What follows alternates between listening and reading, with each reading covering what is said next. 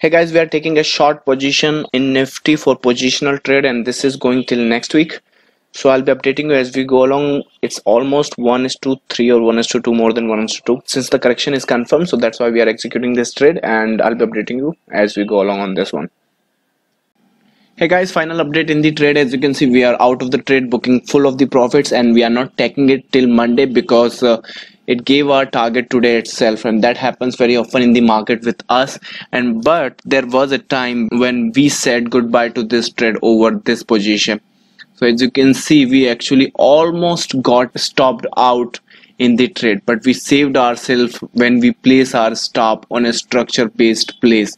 We just saved ourselves by this 0.50.